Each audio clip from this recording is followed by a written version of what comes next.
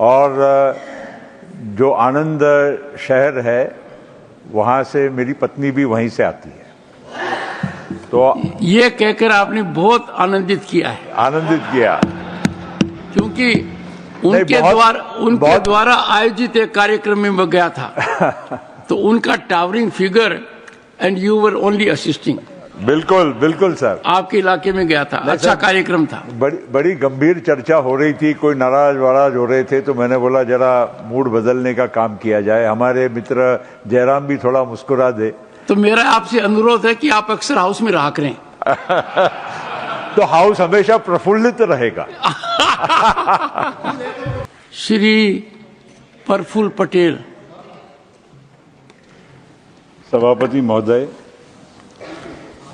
आज हम यहाँ पर त्रिभुवन सहकारी यूनिवर्सिटी बिल 2025 इसको पारित करने के लिए चर्चा कर रहे हैं और मैं इस बिल का पूरे तरह से समर्थन करते हुए एक जानकारी आपके माध्यम से सदन को देना चाहता हूं और बड़े गर्व के साथ देना चाहता हूं कि त्रिभुवनदास पटेल जो इस Kheda district milk producers cooperative के संस्थापक रहे, हमारे पूर्वज भी वहीं से आते हैं जहां से त्रिभुवनदास जी ने शुरुआत की।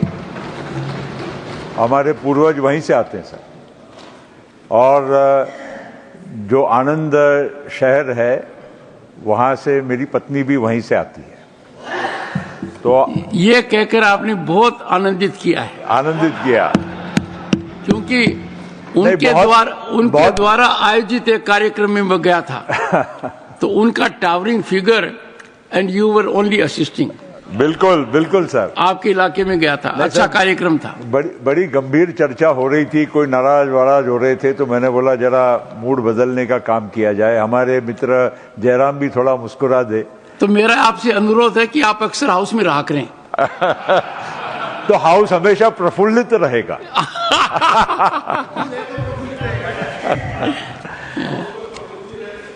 सर एक जानकारी और भी बता देता हूं, क्योंकि बहुत सारे सदस्यों ने इस बिल पे चर्चा की।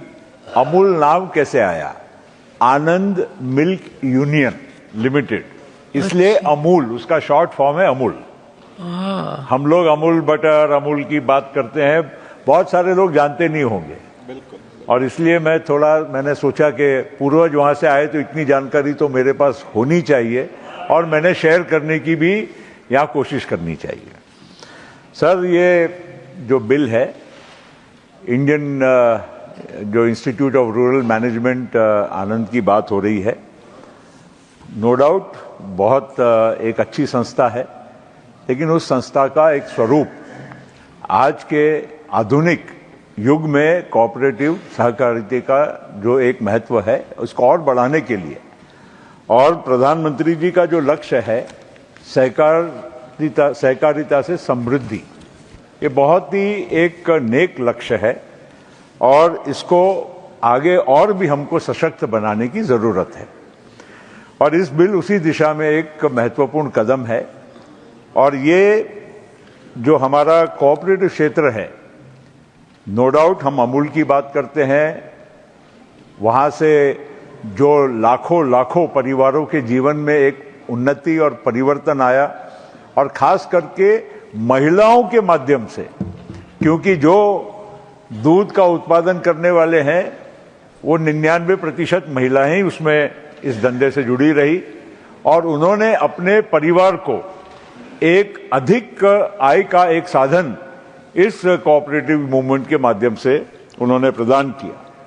और त्रिभुवनदास जी पटेल की जो बात यहाँ हुई, नो डाउट वर्गीज कुरियन साहब का भी कोई योगदान की किसी ने कोई कम नहीं समझना चाहिए, लेकिन कोई अगर व्यक्ति, महान व्यक्ति, और वो भी स्वतंत्रता सेनानी, उसके बाद जिन्होंने सरदार वल्लभ भाई पटेल के आदेश पर यहाँ पर गुजरात में इतनी बड़ी कोऑपरेटिव मूवमेंट की शुरुआत की, अगर उनका नाम अगर इस यूनिवर्सिटी को दिया जाता है तो उसका सहर्ष सबने स्वागत करना चाहिए। और मैं ये बहुत गर्व के साथ कहना चाहता हूं कि ये जो एक कदम है लोगों को प्रेरित करेगा और लोगों को अच्छे काम करने के लिए प्रेरित करेगा। डॉक्टर वर्गीस कुरियन की बात जहां तक कुछ हमारे साथी कर रहे थे, नो डाउट उनके बारे में किसी के मन में भी कोई कति भर भी कोई प्रश्न चिन्ह होना नहीं चाहिए। उन्होंने बहुत इस देश के किसानों को और खास करके दूध उत्पादन के लिए बहुत बड़ा एक योगदान दिया। वो भी कहीं किसी को नजरअंदाज करने की जरूरत नहीं। मुझे लगता है कि हमारे राष्ट्र ने उनको कई बार सम्मानित किया है और अवश्य ऐसा कहीं ना कहीं मौका आएगा कि उनका और भी सम्मान किसी न किसी माध्यम से जरूर होगा। आज कोऑपरेटिव क्षेत्र में क्योंकि महाराष्ट्र से जुड़ा हुआ हूं, गुजरात में हमारे पूर्वज थे, मगर महाराष्ट्र और गुजरात खास करके ये दोनों जो राज्य हैं ये बहुत ही कोऑपरेटिव। आपका कार्य क्षेत्र महाराष्ट्र से काफी और प्रांतों में भी है। जी सर। तो महाराष्ट्र तक सीमित क्यों हो रहे हैं? नहीं सर, मैंने कोऑपरेटिव क्षेत्र के मामले में मैंने कहा कि महाराष्ट्र और गुजरात इसमें, और हमारे भाई दिग्विजय जी ने भी वही बात पहले अपने भाषण में दोहराई थी कि महाराष्ट्र और गुजरात ने इस क्षेत्र में काफी मतलब पहल की थी और अब पूरे देश में निश्चित मध्य प्रदेश हो, छत्तीसगढ़ हो, चाहे अन्य राज्य हो, आपका प्रांत राजस्थान हो, सभी जगह पर आज कोऑपरेटिव का एक बहुत बड़ा जाल फैला हुआ है।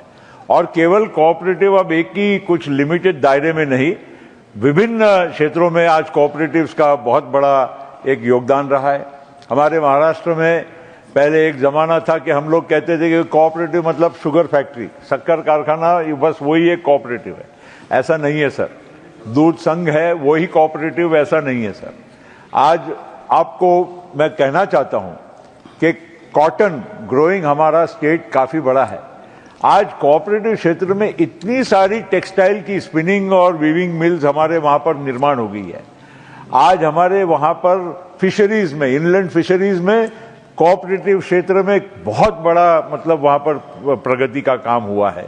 आज कृषि क्षेत्र में फार्मर प्रोड्यूसर ऑर्गेनाइजेशंस कहो, अन्य जो भी कोऑपरेटिव हमारे जो संस्था है उसके माध्यम से लाखों करोड़ों लोगों को वहां पर अपना जीवन बदलने में उसका एक मौका मिला है। आज जंगल कामगारों के लिए भी जो वन में काम करते हैं, आपके ओडिशा में जैसे काम करते हैं, छत्तीसगढ़ में, मध्य प्रदेश में, हमारे महाराष्ट्र में वन कामगारों की भी कोऑपरेटिव सोसाइटीज है और उनको भी वन उपज के माध्यम से, चाहे महुआ फ्लावर हो, तेंदुपत्ता हो, बाकी भी बहुत सारी उत्पादन को वो कोऑपरेटिव क्षेत्र के माध्यम से बढ़ा रहे हैं। आज बैंकिंग में एक बात निश्चित है सर, कुछ अपवाद इधर उधर कोई घटनाएं, दुर्घटनाएं बैंकिंग क्षेत्र में कोऑपरेटिव में हुई होगी, लेकिन आज अगर आप मोटा मोटी देखें तो जो बैंकिंग की रीच है, आज हमको जरूर नेशनलाइज बैंक्स हो या प्राइवेट बैंक्स का पूरा जाल पूरे देश में नजर आता है, मगर आज भी ऐसा कोई गांव नहीं बचा होगा जहां पर बैंकिंग की जरूरत हो और बैंक पहुंची होगी तो केवल कोऑपरेटिव बैंक पहुंची हो, और ये बहुत जरूरी है।